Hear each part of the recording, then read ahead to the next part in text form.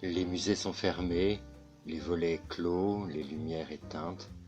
Pas un bruit, seules des fines poussières qui voltigent dans la pénombre.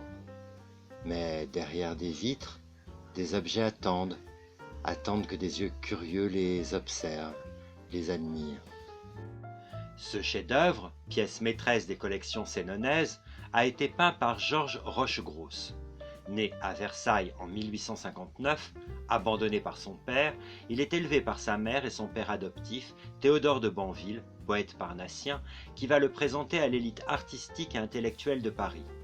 Il prend ses premiers cours de peinture avec Alfred Déodinck, grand ami du poète.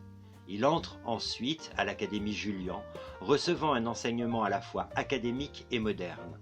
Simultanément, il entre à l'École des Beaux-Arts. En 1882, il reçoit une médaille pour son premier envoi au salon, Vitellius traîné dans les rues de Rome par la populace, attribuée par l'État au musée de Sens en 1884. Cette toile a retenu l'attention du public autant que de la critique.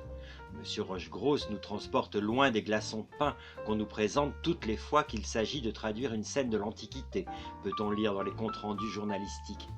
C'est une œuvre sophistiquée, foisonnant de détails historiques authentiques, peut-être fournie par son beau-père qui adore courir les bibliothèques.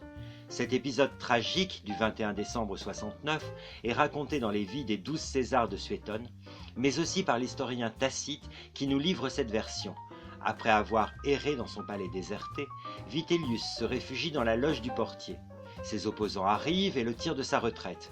Il les supplie, mais on le traîne le long de la voie sacrée vers le forum, les mains liées derrière le dos, au milieu des insultes et des outrages.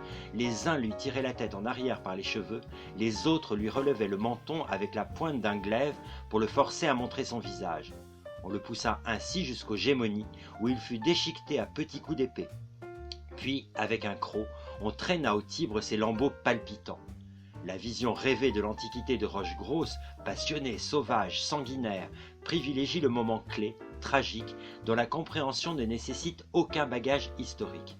Metteur en scène d'une rare puissance et coloriste doué, l'artiste déploie une large palette de talents. Cette œuvre est visible au premier étage des musées, dans la salle des peintures.